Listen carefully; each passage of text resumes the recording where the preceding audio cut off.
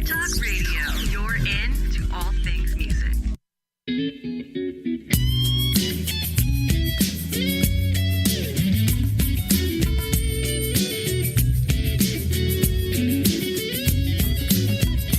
Welcome to Jackie's Groove. Come journey with us through the rhythm of the music business with your host, Jackie Bertoni.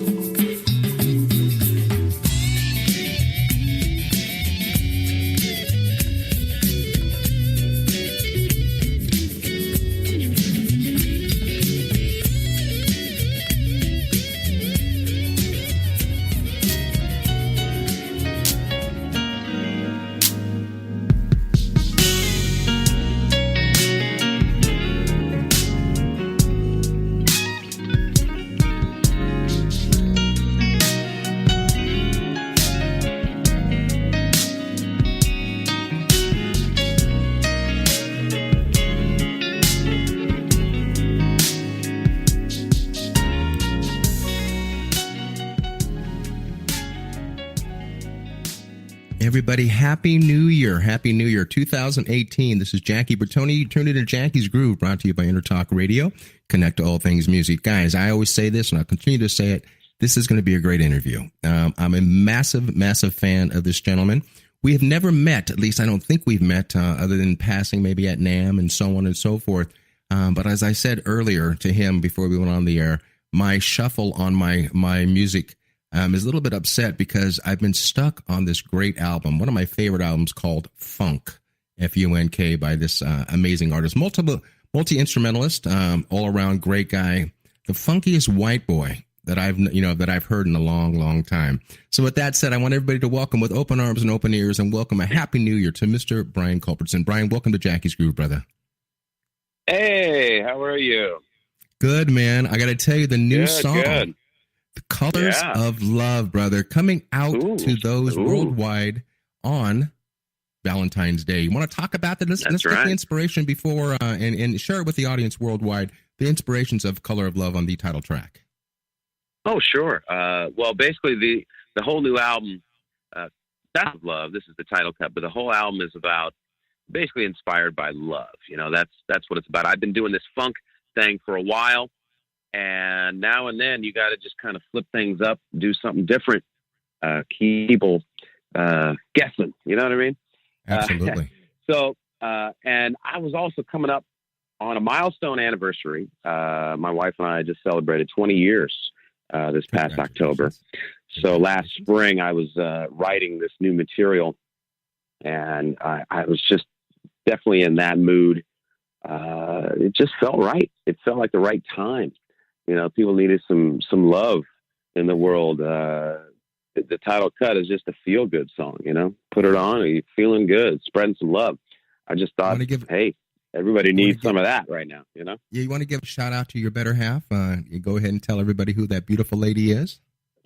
Hey, Michelle. There you go. Yeah, we met at music school, actually, in DePaul University, in Chicago. Many years ago, and she huge part of my life, obviously, but also a huge part of my musical life. Absolutely. She's co-produced a lot of my records, including this one, co-executive produced. So I basically run everything through the Michelle filter. Yeah, man. Nobody knows better, brother. I just celebrated 34 years with my bride, so it's when it's right. Well, there you go. Right. Especially in this industry. Thank you. In this industry, that is, you're getting pulled by all separate directions. But you know, when you have somebody that's definitely your Rock of Gibraltar, I can not speak for yourself. I can only speak for myself. The fact is, when what Mama says goes, and I know better. Happy wife, happy life, as they say. Hey, we talked on the right before we came on the air. We have a lot of musical influences that we share a lot, and especially the the musicians that have gone through the Culbertson group. And I just mentioned that to you before. My dear friend for years, 30 years, Lenny Castro, amazing percussionist, and Eric Marienthal, Mr. Dave Koz, Ray Parker Jr., and they've all been a part of Jackie's Groove. And now we can add you to this ever-growing roster, Brian. Nice. I got to tell you, I'm going to go back, and we talked about this because the album Funk, I just want to know, when you sat down and said, we're going to put this album together, And how fast did the title funk come up, even though every song is funkified, for the lack of a better word? Well, I didn't title it until the end, after I had everything. And I just said to myself, you know what, there's no real standout title, like an album title in any of the actual songs. And I was like, man, let me just put it out there. Funk with an exclamation point. You got to say it loud with a nasty face. I always say funk, definitely. That's just what it felt like to me. Didn't feel like any of the titles of the songs, that's natural to pick a title of one of the songs and make it the album title. It just didn't make sense for this one. Same with my first one, Bringing Back the Funk. There was no Bringing Back the Funk song. It just kind of meant, hey, this is what the album is about. So same thing with the new funk. So Brian, share with me and the listeners out there worldwide, how much pre-production goes into to your writing before you actually sit down, you sit your ass in that chair, and then you roll tape. How what's the thought process behind that? Well, it starts for me with writing, of course. Sitting down. Let's say this new record, The Colors of Love. Basically, would just sit down. What I'll do before I even write, though, is I'll listen to a lot of other songs out there. Hey, what's current? Let me get some old school in there. I just start listening and just, getting my mindset in that, whatever world I'm going to. Most of the time I'll have a concept in mind before I start listening and writing, for instance. Very rarely do I just sit down and say, okay, I'm going to write some music. We'll see how it goes. I've never really done that. It's more been conceptual for me. So this latest record, I'd listened to a lot of different stuff. Then, after, I don't know, a couple months or so, I go into the studio, for this particular, style of record. You turn the lights down, you light some candles, and you start messing around. So for me on this record, I basically played all the instruments, and all the sounds except for guitar. I'm not really a guitar player, but so for me, I was just scrolling through all these different sounds and seeing what was inspiring me. In the computer these days, there's just literally millions of different sounds, sonic textures that you can choose from to create, the tracks these days, as you know. So for me, that's very inspiring too. Scrolling through these different sounds, like, ooh, this sound kind of sparked this idea, or this sound sparked that idea. And so it's really a combination of that, my mindset, like I said, of how I am in the world at that point in time, as well as what I've been listening to recently. So, which was a combination, like I said, of very new pop type of stuff mixed with, old school R&B. So got to do it. Here's a question I want to ask you. For those of you out there who are living under a rock, you go to a thing called YouTube. I want you guys to plug in Brian Culbertson, Culbertson, and I want you to look at a lot of this, his music that he's done. Great series of videos where you're in the studio and you're highlighting all the players. And the reason why I'm bringing this up is because of your talents and because of the plethora, deep source of musicians that you can reach out for. You just mentioned to me a little while ago the fact that in this last album, Colors of Love, you employed yourself as a musician on all the tracks itself. When you have a bevy, when you have a treasure trove of amazing musicians that you can hire, is it based on budget, or was there a reason why you didn't employ the who's who on the new album? The new album is basically the production style of it did not warrant me calling anyone else, really. I knew as a producer, you need to know what do you want it to sound like ultimately. And I had a definite vision in my head.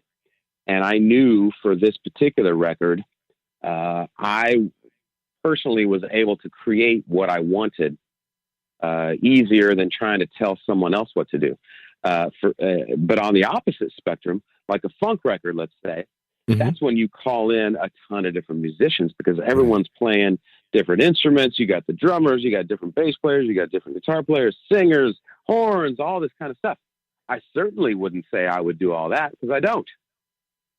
So I think it depends on what type of production you're going for. So for me, this latest record, honestly, I'm not trying to say anything, but I was actually the best person to create those tracks for what I was hearing, if that makes sense. Sure. Let me ask you this question. So let's step back for a second. Let's kind of just do the broad strokes on funk, where you brought the bad boys in. Now let's go back to Colors of Love. My question to you is that when you, Brian Culbertson, are at the helm as the producer, when you're working with yourself, is it easy or hard to work with yourself? Are you an easy guy? Are you an easy person to produce on your own? Do you follow where I'm going with that? Do you beat yourself up? Or are you pretty happy on the first tracks? Share with us. It's really a mix. I definitely spend hours and hours and hours scrolling through sounds and getting that right exact sound that I'm hearing in my head. Really, I kind of know it right away too. I'm like, oh, that's it. Lay it down. So for me, it's about searching for different sounds. And then once I have that right sound, I kind of know what to do with it. If that makes sense. Do we like the finished product? I really do. I really do. This new record is definitely different for me. It's first of all, it's my first record that I've ever done. This is my 18th record, but it's my first one I've ever done that only features the piano as the melody and all the solos. Every other record of mine either has a bunch of sax solos or horns or guitars or vocalists, over the years. Even back to my very first record, there was a ton of guitar solos and sax solos on it. So this one, like I said, is the very first record of mine. 100% piano feature. That to me says it's more of an intimate type of album, which I felt was appropriate for this record. And thank you for 13 tracks. I'm so proud of you, man, as us older guys in the industry itself, of putting out a full-length release. I'll call it an album to the day I die. Instead of just bringing out singles and so on. And the bottom line is, we've learned our lesson over the years. When you buy one album and all of a sudden you like maybe one or two tracks, but you give it a second chance and you find out the tracks that you liked originally are the ones you liked the least, and the ones you didn't understand are the ones you want to play more of. With that said, on the 13 tracks of Colors of Love, and go ahead and be honest, but is there a track that makes you smile that you can't wait to release as a second single, or is that already in the line? Well, I definitely know which one the second single is. It's called Your Magic. Okay. It will be out as soon as the Colors of Love runs its course. So, mid or early spring, most likely. So, yeah, definitely excited about that track. Every song is actually fairly different. Yeah. Colors of Love to me means there's different colors to the word love, meaning different meanings. So there's not just one type of love song on this record. There's a lot of different types of love songs. There's songs of losing someone. There's songs of you don't want to go apart. There's a song called Don't Go. Have you ever been in a situation where you're about to leave for a long time and the other person says don't go? It's kind of this heart-wrenching love. There's lustful love. There's all kinds of love songs on this record. So that's where the title came for me. Colors of Love, different meanings of love. Kind of nice to know that there'll be a lot of people out there right now, 9 months later, that have been conceived off the Colors of Love, thanks to Mr. Brian Culbertson. So, that's the you can only hope that, and the question I wanted to ask you on that itself, when there's just because of the lack of smooth jazz, like we talked about earlier, my dear friend, your friend, Talia Trigueros, the on-air personality for 94.7 The Wave here in Los Angeles, California. It has a format change now because unfortunately I think the word smooth jazz was, beat to living hell, and the horse is not going to come back again. So with that said, I'm looking at a message right now from a big fan. She actually runs the big fan site for Earth, Wind & Fire. And Cheryl writes to me, she goes, Tell Brian I love him. I've got the sorry, I'm going to scroll down here. I've got the channel locked onto Watercolors of Sirius, just hoping to hear his new music. And so so that's really a really cool situation. So with the Colors of Love, where is this album going to land in the airways? How are we going to market this? Is it be under smooth jazz? Is it going to be under jazz inspired? Share with us. I mean, really, it is under smooth jazz, under contemporary jazz. It's under instrumental R&B, so kind of all of those areas, it makes sense. It's definitely getting played on Watercolors and any of the other quote-unquote contemporary jazz or smooth jazz radio that are still out there. The fair amount of internet places. There's, of course, YouTube, everybody's all over that. Spotify, and those places. And in general, the marketing these days, for me at least, is on tour.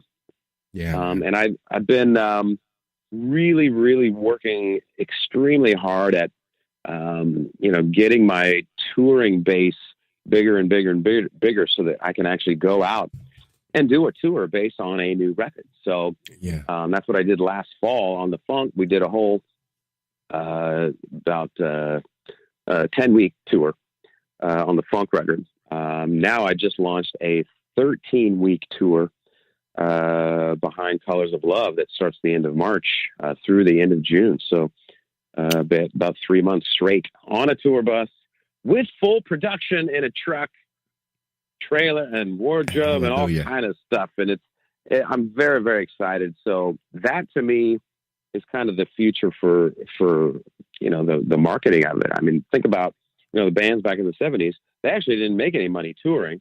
That was a marketing exercise. Brian, I'm going to stop you right there because that light's flashing here. Let's pick this up because I want to talk also too about your Northern California jazz series. And then down here, too, in Southern California at the Thornton Winery, that a chance I've missed you over and over again. So we're going to pick that up, and we want to talk about getting back in full production for the Colors of Love tour, in which you guys can all go to brianculbertson.com, and you can scroll down to tour, and you want to peruse his site and get all the knowledge you can with that. So with that said, guys, I'm having a blast. I hope you are, too, also, with Mr. Brian Culbertson. Brian, when we get back on the second segment, we're going to pick it up. We're going to talk about some of your old recordings, and then what the audience is going to be looking for in the future, where we can stalk you, where we can see you live, and we'll pick that up also with all of your tour dates coming up. Everybody, Jackie Bertoni, Jackie's Groove, brought to you by Intertalk Radio. Connect to all things music. We'll be right back after this short message with Mr. Brian Culbertson. Be back in a few. Don't go anywhere.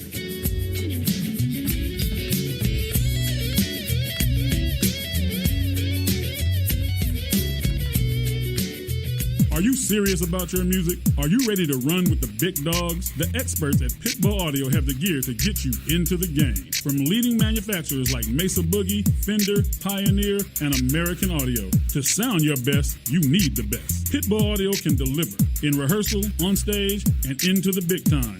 Dropping beats, shredding guitar, or making the crowd roar. Whatever you dream, Pitbull Audio can help make it happen. We are Pitbull Audio. We want you to play it loud. PitbullAudio.com. You know what's all around you every waking moment of your life? Marketing. You're choking on it. I'm Scott Robertson, and when it comes to strategic PR, branding, and marketing, I've seen it all. And actually, I'm still seeing it because bad marketing never sleeps. Join me each week on May the Best Brand Win, right here on Intertalk Radio, and learn how to make the marketing for your brand unforgettable. Hi, I'm Tim Dolbear, the host of Sound Experience on Intertalk Radio. Each week, I talk with top professional audio engineers, producers, musicians, and the manufacturers that make the tools that we use in the studio each and every day. From capturing the perfect take to mastering your final release, and the tools and how the pros use them, we are going to dive deep into their process and learn from their experience. I look forward to you joining us each week on Sound Experience with me, your host, Tim Dolbear. Make this your vinyl night. I'm John J.R. Robinson, and every week, music creation comes alive through stories, experiences, and sounds when vinyl records filled our hearts and minds. My friends and I share our tips and techniques used in creation of iconic tracks for recording artists such as Michael Jackson, Eric Clapton, Quincy Jones, and Steve Winwood, to name a few. Vinyl has emerged hot, and the soul of vinyl defines art and passion which burns deepest at night.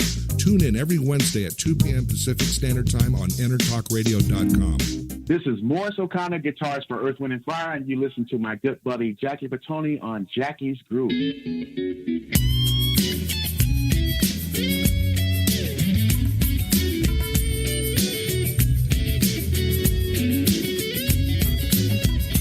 Welcome to Jackie's Groove. Come journey with us through the rhythm of the music business with your host, Jackie Bertoni.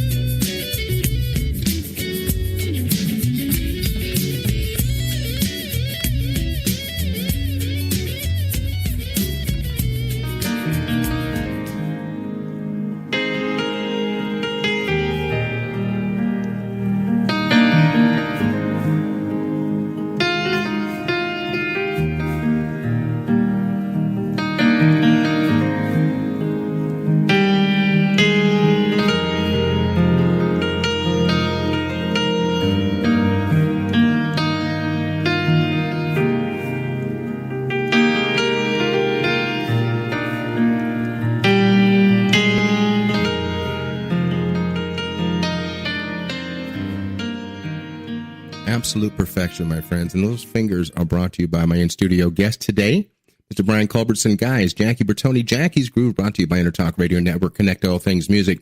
You know, I wanted to talk a couple seconds here, Brian. If for those who can't listen to Jackie's Groove and the plethora of other shows on our network live, simply go to Google Play or iTunes and download our easy-to-use, easy-to-navigate, and free application. 2 words, Intertalk is the first, radio is the second. Take us on the road with you when you can't listen live, but you are now with Mr. Brian Culbertson. Brian, I got to ask you this question, brother, and welcome back again to segment number 2. When you are in this, when you're in the studio itself with all the plugins that are available to make everything sound real, how much of a quote unquote real grand piano are you employing on this new album? 100%. Beautiful. It is all acoustic grand piano, all the melodies and all the leads.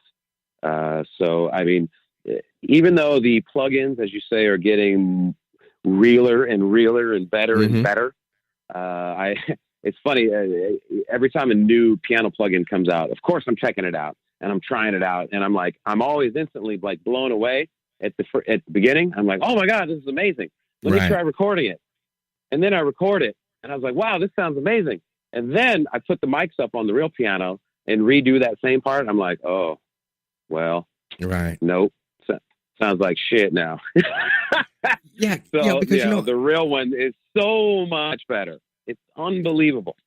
Yeah, I did an album a couple of years ago, and I won't mention the artist at all, but the production company had said to me, hey, do you have this plugin that you can get on Pro Tools or whatever it may be? And I said, there was kind of like a pause and that quintessential scratch of the needle over across the record. And I said, can I ask you a question? They said, yeah. I said, why would I have that plug-in when in my studio I have every sound effect and everything that can be played manually? And they said, well, I don't want to insult you. I said, no, you're not insulting me, but why sit there and have a vanilla additive if you can have the real vanilla bean, for the lack of a better word. And, when I see Brian Culbertson, I mentioned that to you on the break, my studio, my home studio where I'm broadcasting out of versus our network in San Diego, we're very, very in tune with Thornton Winery and all the jazz series that we have here during the summertime. Jackie's Groove is always known to do either I'm playing or I'm actually interviewing the band. Or I'm interviewing the A-list artists, Michael McDonald and George Benson and Kenny G and so on.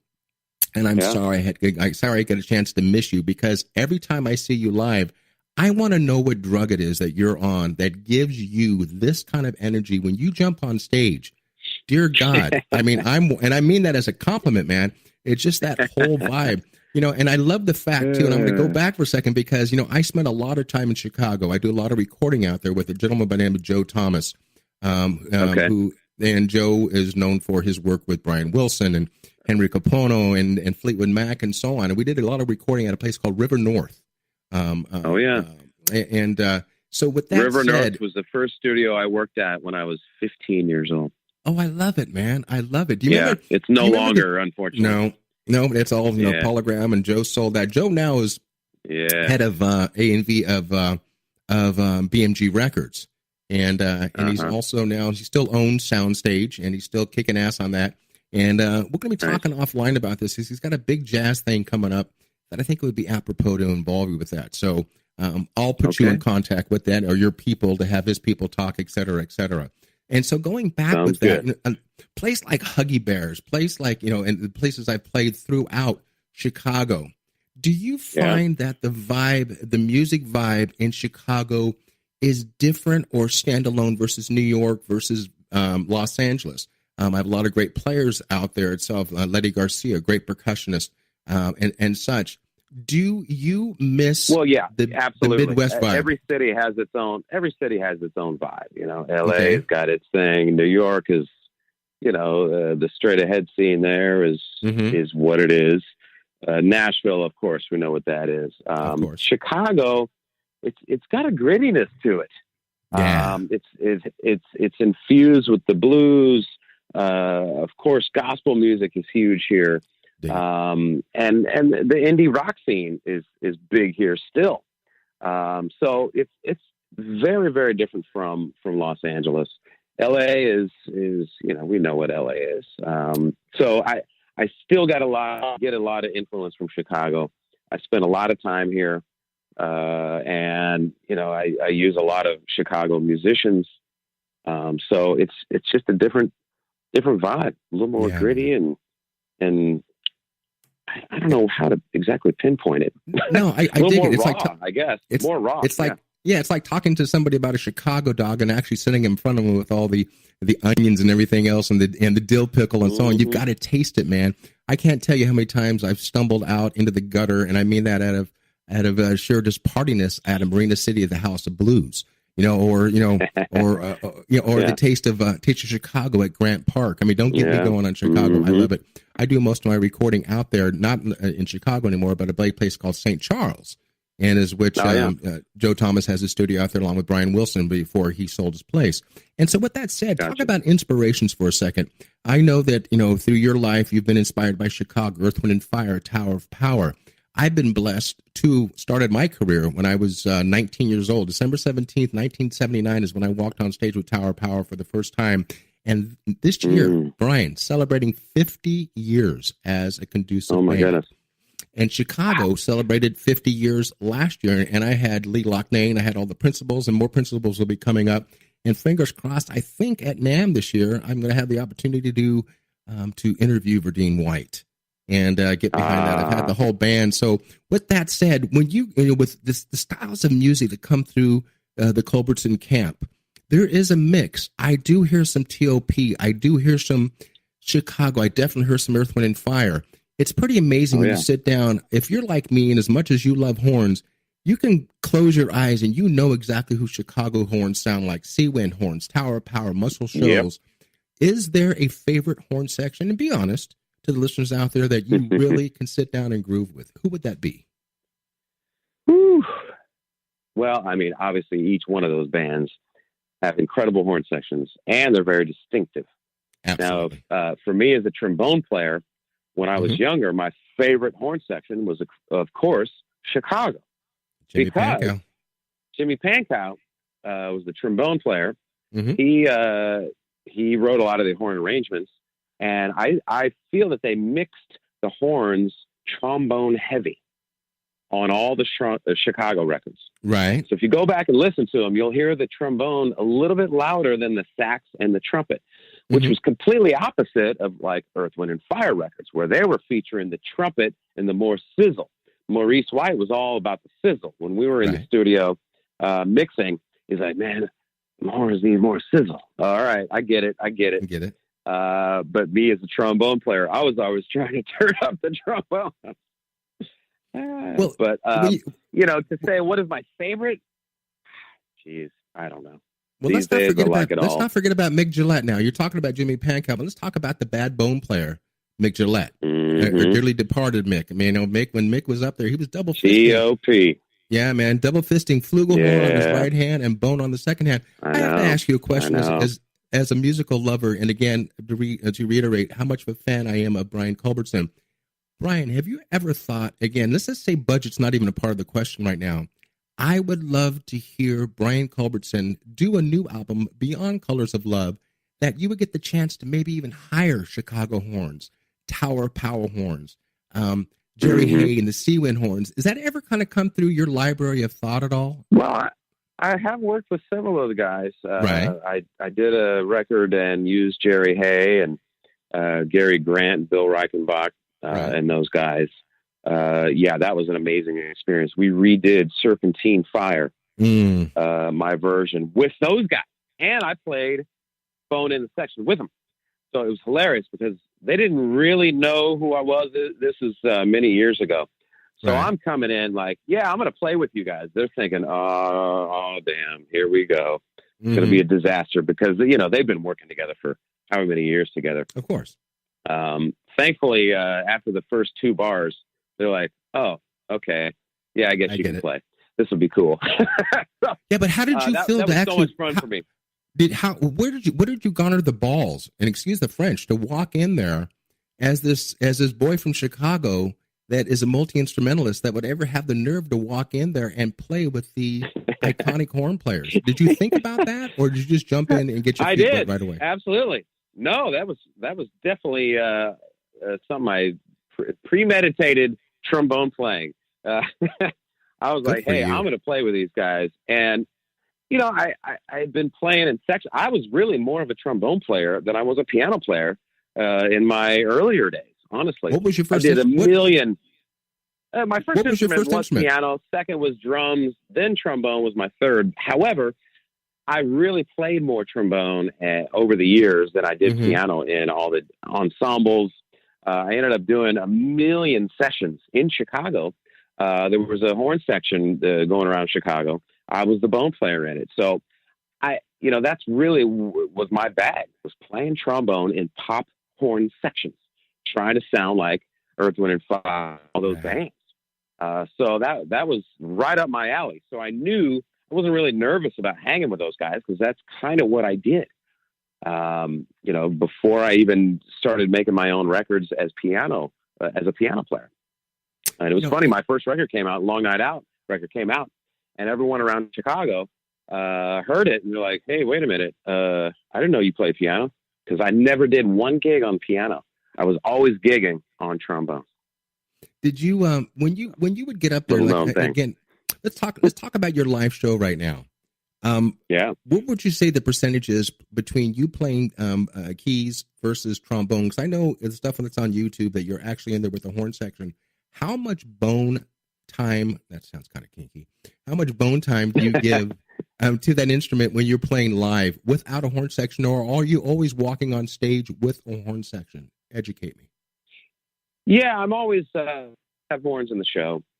Depending on where I'm at musically, the funk show definitely was more horn heavy. This new show, the Colors of Love tour, will be less horn heavy because there are no horns on the new album. Okay. Therefore, it will be less of it. However, I always do break it out a little bit. I would say at this point it's definitely more 90% piano because I'm playing all the melodies on piano and mostly soloing on piano. Pick up the horn to jam on the section parts and a solo here and there. Just kind of is what it is. So who are you taking out this year? Who's going to share that stage with you, musician wise? Give a shout out. Oh yeah. So working with a lot of the guys that I've been playing with for years and years and years. Great keyboardist and vocalist Eddie Miller has been with me since 2001. He joined the band. He's a bad boy. So he's incredible. Yeah. So we'll be out there with him. Chris Miscal on drums. We've been together since 2005 or 6. So over 10 years now. Yeah, he plays that snare drum like beating a redheaded stepchild. Let me just tell you, man. I mean, that's crack. Yeah, it's crazy. That's absolutely. 2 and 4 is it's bass wise. See, that's Chicago. That's Chicago right there. Who's got bass? I'm actually I'm going to be working with a new guy Chicago cat, Juwan Scott, who is Chris's boy from Chicago. They play together all the time. So Juwan, I've known him a long time, but we just never ended up touring together. So he's actually coming out. So he's going to be brand new in the band, starting on the tour. So I'm excited about that, bringing some new energy, new fire. I got to tell you right now, so man, be on the lookout. Man, you know, you just gave up your Chicago there, man. You said Chicago. You know, that came out in you, man. I did. You can take the boy out of Chicago, man, but you can't fool me, man, because whatever time a car service picks me up, if I'm doing something, go, yeah, Jackie, we're going to send out the top notch, you know, and that always got me, you know, and it's that whole vibe. And when I'm around the boys from Chicago, Jimmy Pankow, you know, Lee Loughnane and Robert Lamb, you can, and especially their manager, Peter Chevarelli, 50 years. You talk to Peter, it's like talking to Dennis Farina. You know, it's got that sound that you just can't get away from. Hey, man, you know what? When we come back, we're just trailing off with number 2. When we come back, I want to talk more about that. And please remind me, I'll leave myself a note because I'm old and I forget shit. But I want to talk more about something my wife is really interested in because my wife is all about the wineries. Now, my home, our home, is literally 10 minutes from what is called the Temecula Wine Country, or better known as 11 years ago, they wanted to call it Napa South, but Napa wasn't too happy about that. But I want to talk about... Probably not. Yeah, but I want to talk about your beautiful, beautiful situation that you do every year. Cool. And I want to talk more about it and how people can get involved and such. And so when we get back on that second set, we'll talk about that. But, you know, and I wanted to find out, too, in this last minute, if you can hit me real quick, when you were growing up, what was coming out of the speakers of the Culbertson household? Just real curious. Give me 20 seconds. It was all those bands that we already talked about. Tower of Power, Earth, Wind and Fire, Chicago. That was it. You know, that's in my blood from when I was literally born. So, you know, the album cover, Bringing Back the Funk, is a photo of me sitting in front of a turntable with giant 70s headphones on. Mm-hmm, of course. That's actually me, a picture listening to Earth, Wind and Fire. So I was like 1 or 2 years old there. Yeah, so, and I want your opinion too, man. Yeah, I want your opinion talking about Earth, Wind and Fire and so on, and the influences that kind of bled through your music itself. You know, there's like 3 different generations of Earth, Wind and Fire, and I've had the pleasure of interviewing all 3 of those generations. And I want to talk to you more about that also too. How much music and impersonation is the best compliment? How much of their music bleeds into your new stuff, and vice versa? With that said, you guys, when we come back on the final segment, Brian, we need a lot more time together, Brad, to sit there and encompass your a career that you've developed. But we're going to get much as we can possibly get into the last segment. And we're going to tell the audience worldwide where they can stalk you and where they can put some money in your pocket. So with that said, guys, Jackie Bertoni, Jackie's Groove, brought to you by Intertalk Radio. We connect to all things music with my in-studio guest, the multi-talented, multi-instrumentalist, Mr. Brian Culbertson. Guys, don't go anywhere. We'll be right back. Hi, this is Tim Dolbear, host of Sound Experience here on Intertalk Radio. And Source Connect by Source Element is the essential tool that we use to link between my studio in Austin, Texas, and the WS radio station in San Diego. Now, with Source Connect, not only can we communicate in real time and with HD audio, but it's synced up and is of a high enough quality that I can use it for real-time ADR work, remote recording, and overdubbing, and it even allows me to remotely control a DAW. Source Connect by Source Element. Affordable, high-quality audio and video connection over the internet for all of your production needs. You know what's all around you every waking moment of your life? Marketing. You're choking on it. I'm Scott Robertson, and when it comes to strategic PR, branding, and marketing, I've seen it all. And actually, I'm still seeing it because bad marketing never sleeps. Join me each week on May the Best Brand Win, right here on Intertalk Radio, and learn how to make the marketing for your brand unforgettable. Make this your vinyl night. I'm John J.R. Robinson, and every week, music creation comes alive through stories, experiences, and sounds when vinyl records filled our hearts and minds. My friends and I share our tips and techniques used in creation of iconic tracks for recording artists such as Michael Jackson, Eric Clapton, Quincy Jones, and Steve Winwood, to name a few. Vinyl has emerged hot, and the soul of vinyl defines art and passion which burns deepest at night. Tune in every Wednesday at 2 p.m. Pacific Standard Time on intertalkradio.com. Are you serious about your music? Are you ready to run with the big dogs? The experts at Pitbull Audio have the gear to get you into the game. From leading manufacturers like Mesa Boogie, Fender, Pioneer, and American Audio. To sound your best, you need the best. Pitbull Audio can deliver in rehearsal, on stage, and into the big time. Dropping beats, shredding guitar, or making the crowd roar. Whatever you dream, Pitbull Audio can help make it happen.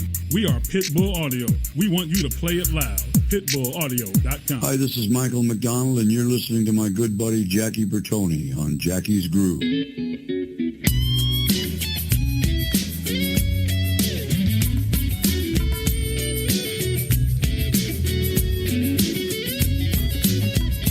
Welcome to Jackie's Groove. Come journey with us through the rhythm of the music business with your host, Jackie Bertoni.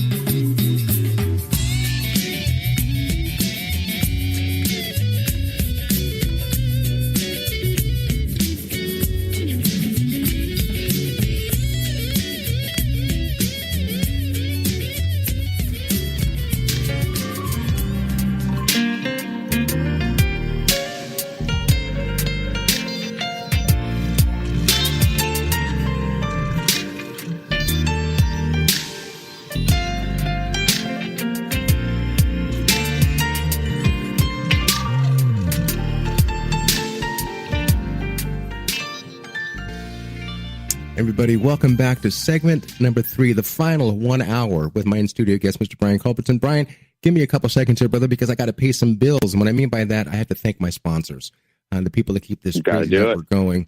Yeah, and to first and foremost, to all of our friends at Pitbull Audio, Calvin Lee and the Motley Crew, the greatest online and brick-and-mortar service, music store, anything you possibly want. You can visit them at pitbullaudio.com, where they just want you to play it loud. People I'm really biased to. Sabian Cymbals, going on 25 years as an endorsee for that great company. Andy Zildjian, thank you, brother boy. Thank you for the interview. And you can reach them at Sabian.com. Vater Drumsticks, my drumstick of choice for 25 years. Vater, Vater.com. Everybody at DW Drum Workshop Incorporated, the world's largest drum company. You can say hi to John Good and Chris Lombardi and Don Lombardi. You guys, thank you for your sponsorships. And people I'm most biased to is LP Music, my drum percussion choice for the past 28 years. You can visit them at lpmusic.com. So with that said, welcome back. Hey, Brian, you know what? I got to tell you, man, when I listen to your tracks, when I listen to the different tracks itself, there's something so distinctive that if you put me into a room of different players, Joe Sample, yes, I'm putting you in that category, George Duke, and so on, I hear your fingers. I mean, you understand what the black keys are, and I appreciate that, man. And again, I'm a fan. But I want to talk about something here, and we're going to get onto that. But you mentioned a little while ago that you're going on for full production, the big trucks and so on and so forth, as opposed to you doing the album by yourself, as me being a home studio player myself, but it takes a village. Brian's not going to be setting up all his equipment by himself, and he's not going to be running the lights and stuff. So you have your people you surround me with.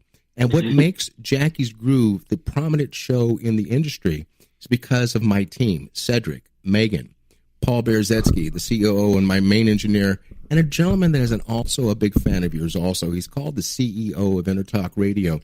I call him a tyrant, but you know what, though? But he pays the bills, and he pays me, and that's all that matters. So do me a favor, Brian, take a couple seconds to say hi to Florentino. Please, Florentino, say hi to Brian Culbertson. Hey, Brian, how's it going? Hello. How's it going? Good, man. How are you? I'm good, man, but I just want to tell you, man, it's all your fault. I just have to tell you that. My bad.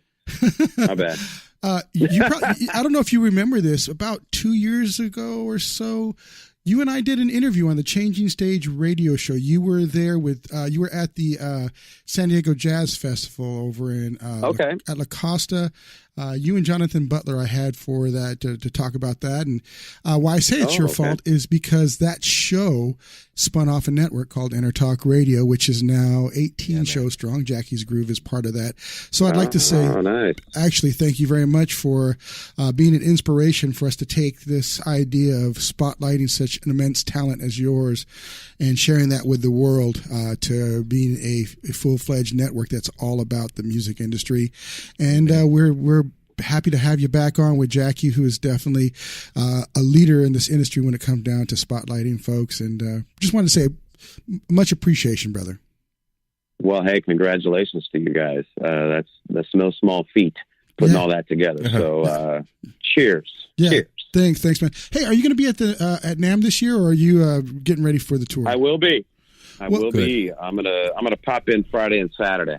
All right. Well, hey, when you get offline, shoot Jackie your like email or way to get a hold of you. We're going to actually have a booth there.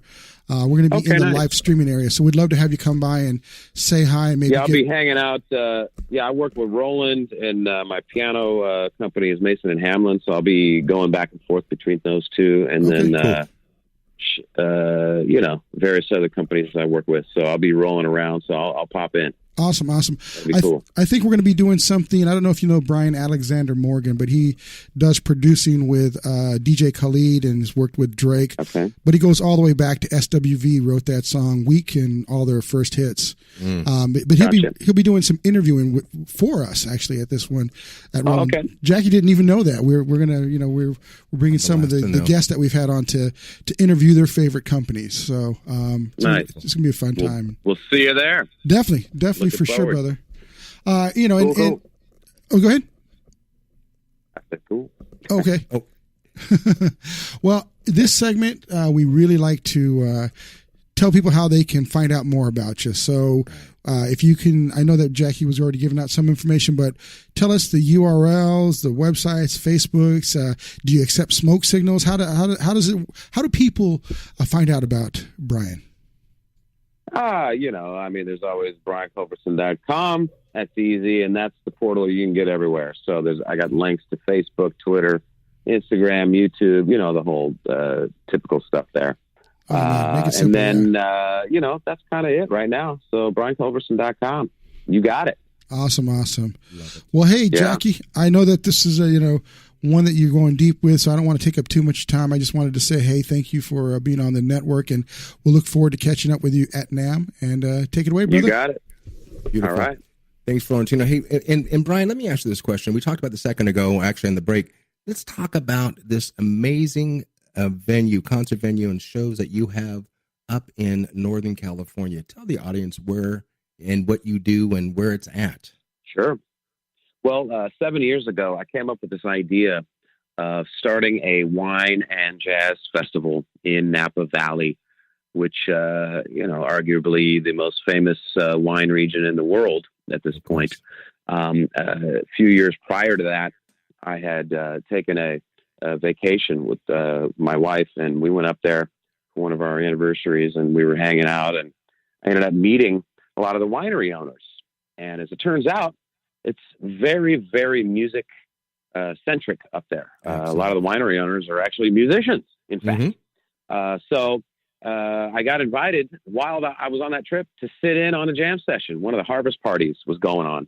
So I was like, yeah. So I just went over, hung out, and I ended up meeting so many people, kept in touch with everyone. A few years after that, this kind of idea hit me.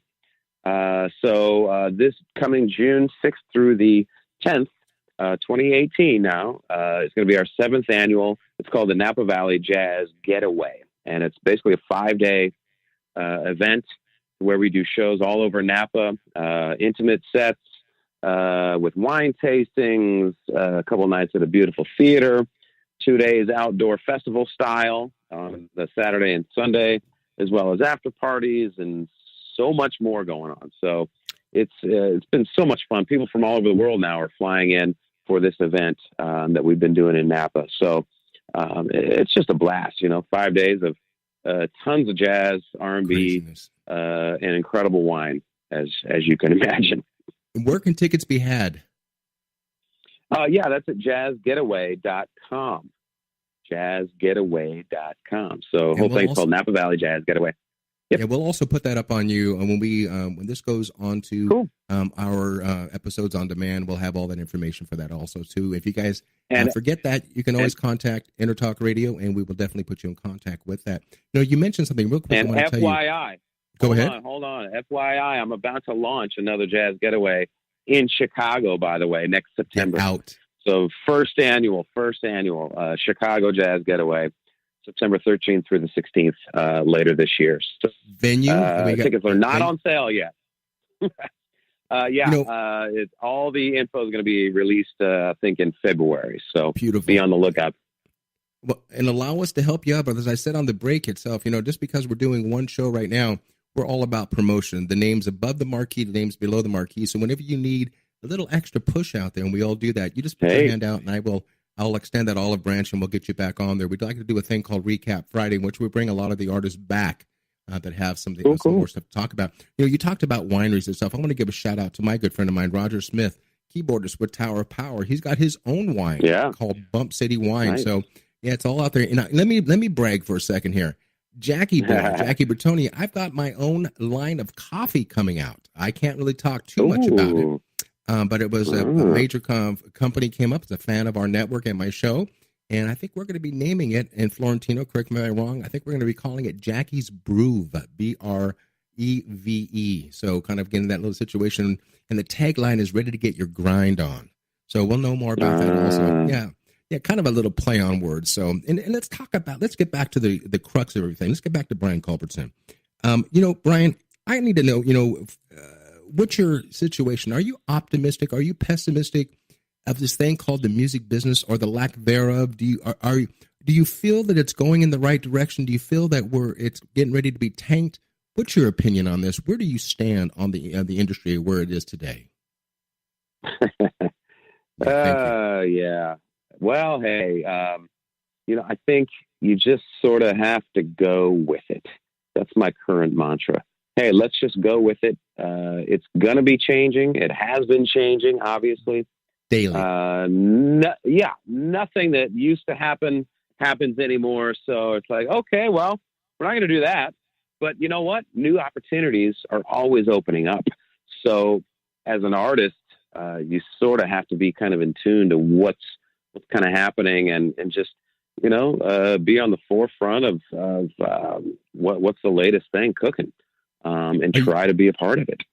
So you don't mind strapping on the boxing gloves to make sure that your music is protected? Because, everybody knows Jackie from all the years. My tagline, my trademark line is peace through music. But I also have another word saying is stop stealing music. Through this streaming and so on and so forth, I don't walk into your office and stand on your desk and piss on your monitor. So stop taking music for granted. We don't do this because we want to get laid. We did that when we were younger. We didn't get to become musicians if we didn't want women at one time. But the fact of the matter is we do have mortgages now. And so with that said, Brian, give me your old school thought about what it is that you and I and the other big boys in the industry can do to stop the pirating and stealing of music. Go ahead and get on a soapbox for a quick second. Oh boy. People are they're going to get music however they're going to get it. At this point, once digital started, you can't stop something that's that big. Right. All you can do is just say, hey, you know what? If you're a fan of someone, support them and buy the record, or do it in a way that makes sense. Buy it on iTunes or Google or wherever you're downloading music. I think the jazz demographic, those people are definitely cooler about it. You'll see the pirating more in the younger kids, or, maybe they don't want to spend that $10 or can't, you know what I mean? I dig it. But, so it's a tough situation right now, to where music definitely has been devalued. Now with streaming services, Spotify and Tidal and Apple Music and all that going on. Hell, you can have a free account and listen to basically unlimited music. Exactly. So if they're allowing that, the companies, well then why would someone pay for music? You got to look at it that way. Yeah. So we have to put more value on what we're doing here. And I think, unfortunately, it stemmed initially from artists and record companies putting out music with, like you said earlier in the show, one good single. Mm-hmm. And the rest was some crap. So there's a definite backlash of like, wow, why I spend back when you're still buying CDs, $15 to $18 to get one song. Oh, okay. So digital came out. Now you can just download the single. Okay. Right. So I think as a collective, as artists, we have to up our production and do better. And because I hear a lot of crap out there too, I'm listening to a lot of this contemporary jazz stuff. And I'm like, really? Really? You know what? Let me say You something thought that to the was listener. good? Yeah, well, you know, You're putting that again, out, you know, and unfortunately, everyone can release a record right now on Exactly. iTunes. Anybody can do it. You can do it in your bedroom on a laptop, and unfortunately, it sounds like it. Yeah, I know. So. I know, man. So we gotta put our best foot forward, man. You know what? Yeah. We're talking to Brian Culbertson right now, guys, and you know what? Talking to him and listening to his music live. I mean, it's like telling somebody what steak tastes like if you've been eating peanut butter all your life. Get out there and get a chunk of this music into your soul, man. Starting off the jump off January the 20th, you can see Brian at the Plaza Resort and Spa in Daytona Beach, Florida. Definitely get your tickets. It's going to be hard pressed that it's not going to be a sellout. That's sold out. Yeah, well, there you go. And like I said, You can't go to that one. And if you can't do that, man, You go to jump on Colors this- of Love tour. Colors of There Love you go. tour. And the jump off on that, by the way, Brian, excuse me for being a promoter here, March the 20th, March and starting 30th. in Collingswood, New Jersey. Definitely get your Yeah. tickets, man. That's going to be at the Scottish Rite Auditorium. You got to see All the this, way, man. 3 months long, all the way across the whole country, down the East Coast, Midwest, the South, the West, and we end up in Seattle. So all the way from the Northeast to Seattle and everywhere in between. So Yeah, come man. on out, support. It's going to be a really cool show. I'm bringing video screens out. We got some new stuff cooking for you guys. So I'm very, very excited about this tour. Hey, man, you know, again, I'm excited, and I thank you immensely for taking this invitation, man, because, I'm one of the old boys, but I'm a fanboy, man. I'm not afraid to admit that. You know, I just got an email last night from a dear friend of mine by the name of Kenny Gorlick, or better known worldwide as Kenny G. He's saying, hey, man, I didn't forget about you, but I got I'm working on a new album, as you know, and I'm going to push off the interview until we can start promoting. And I still laughed because I looked at my wife and she goes, what did Kenny say? And I'm still cracking up because he's still Kenny G. Regardless if he's my boy back from Jeff Lorber days, I still get a kick on my phone. And I'll never forget that. And also, too, with Brian Culbertson, I'm actually hanging out with this boy. My wife said, by the way, too, she loves your hair. I don't particularly care for it myself, but that's a situation. That's myself. And I love I that like your whole, wife. There you go. And I'm saying that kiddingly, man. But I want to say to you personally, brother, thank you for your music. Thank you for your vibe. And thank you for, just everything that you do, man. Thank you for keeping these yo cats employed. And so with that said, everybody, do yourselves a favor. Go to brianculbertson.com. Buy his music. Go to his website. Go to his tour. Buy his music. Don't steal it. Enjoy it. Get it into your system. As Tower Power once said, you've got to funkifize, man. If you want to get that infusion of funk, pick up Brian's music. So, Brian, I say to you from the bottom of my heart, guys, thank you so much, brother. Happy New Year. Best of health. Best of life, man. Give your beautiful, your better half a hug. And know that the doors are always open to hear at Intertalk Radio. So with that said, everybody, say goodbye to Mr. Brian Culbertson. Brian, thank you so much, brother. And we'll talk much to you on the flip appreciated. side. Hey, it's been a great time. Again, Thank you so brother, much, Jackie. As we say, peace through your music. Brian, don't go anywhere. As soon as we get off the air, I'm going to talk to you there. So everybody, Jackie Bertoni, Jackie's Groove, brought to you by Intertalk Radio Network. Connect things, all things music. Mr. Brian Culbertson, bravo. Thank you, brother. This is Jackie Bertoni from Jackie's Groove. Come join me weekly on my journey through the music business as I take you behind the velvet rope, interviewing industry notables such as Al Di Meola, Michael McDonald, and Al Jarreau, to name but a few. Listen to their stories on being in the studios recording #1 hits and onto the stages throughout the globe. Allow me to be your music historian.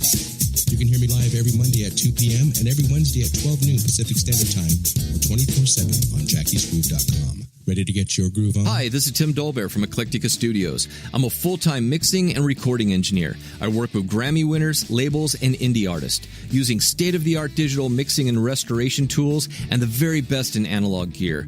Really, though, it's my ability to bring tracks to life and fulfill your vision for your music. This has made me sought after by producers and artists worldwide. So spend your time working on music and not chasing a mix down a rabbit hole. Go to timdolbear.com and check out our free one-song mix offer. You know what's all around you every waking moment of your life? Marketing. You're choking on it. I'm Scott Robertson, and when it comes to strategic PR, branding, and marketing, I've seen it all.